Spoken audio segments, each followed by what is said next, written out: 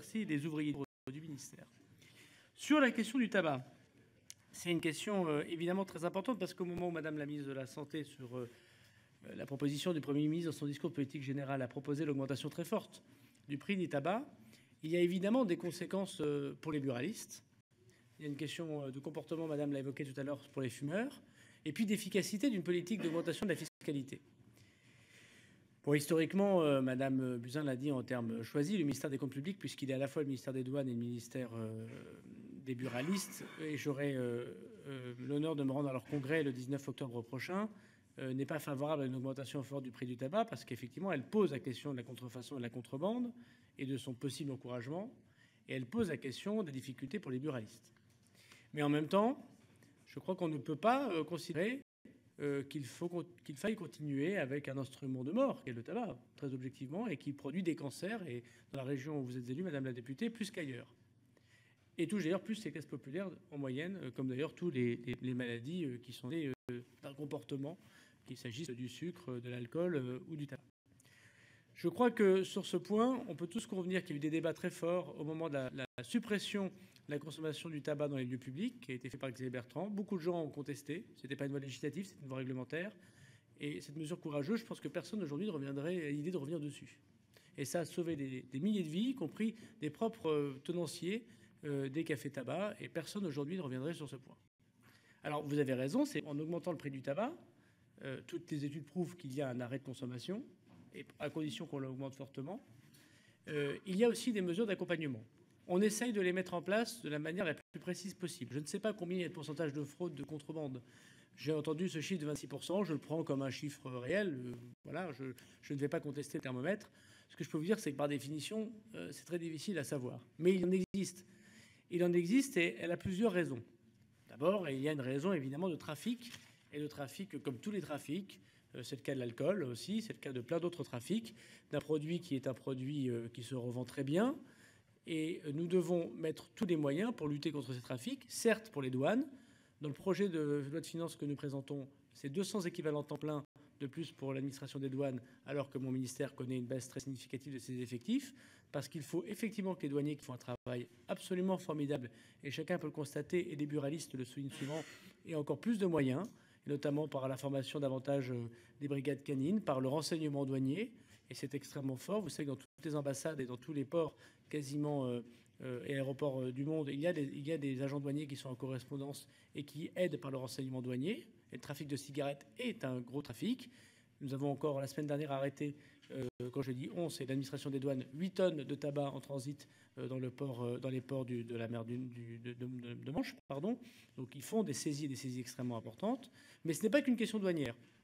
Et je pense que les parlementaires devraient aussi aider le ministre des Comptes publics, c'est-à-dire le ministre des Douanes, à dire aussi, et je sais que Gérard Collomb y est très attentif, que c'est aussi une question de la police et de la gendarmerie. Et je crois qu'il faut davantage coordonner les actions, parce que le trafic de tabac, d'abord, c'est effectivement un trafic qui peut connaître encore plus de produits lucratifs, enfin de production lucrative pour les trafiquants, mais c'est aussi, on l'a vu, et comme il m'est arrivé d'avoir sous ma responsabilité les services de Tracfin encore récemment dans mon bureau, c'est aussi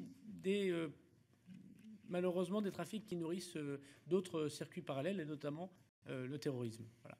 Donc derrière la fraude au paquet de tabac, il faut savoir que ceux qui l'achètent de manière contrebandière, ils ne font pas forcément une bonne affaire, il leur arrive de financer d'autres trafics également.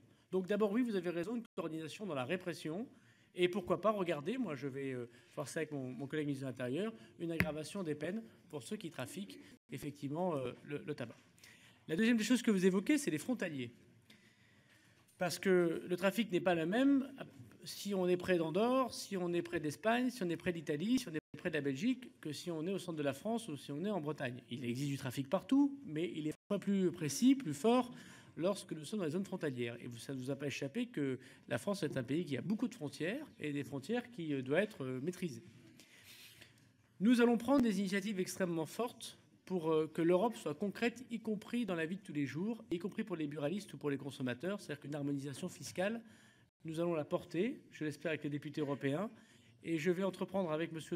Moscovici, qui m'a donné son autorisation, avec lui, pour la première fois, des visites des services douaniers, de la lutte contre le tabac, des zones frontalières et porté au niveau européen. Je sais que le Premier ministre le fera lui-même et je ferai une tournée européenne avec Madame la ministre de la Santé sur les pays concernés pour qu'après le budget et le projet de loi de financement de la sécurité sociale, on puisse enfin régler ce problème d'harmonisation fiscale qui est un vrai problème de distorsion entre nos pays. Et si la France est en pointe sur un certain nombre de questions écologiques, elle doit aussi être en pointe dans la lutte contre la consommation de tabac et évidemment éviter ces effets de disruption extrêmement forts. Enfin, je voudrais vous dire que nous allons travailler avec les buralistes, qui font un métier difficile.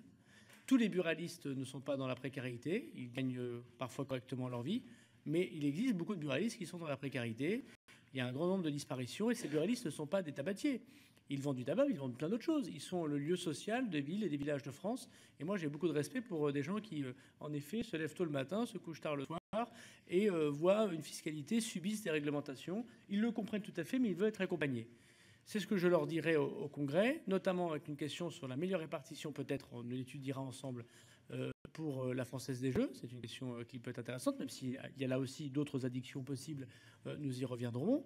Et aider les buralistes, notamment les transfrontaliers, à se moderniser, à être accompagnés vers cette modernisation.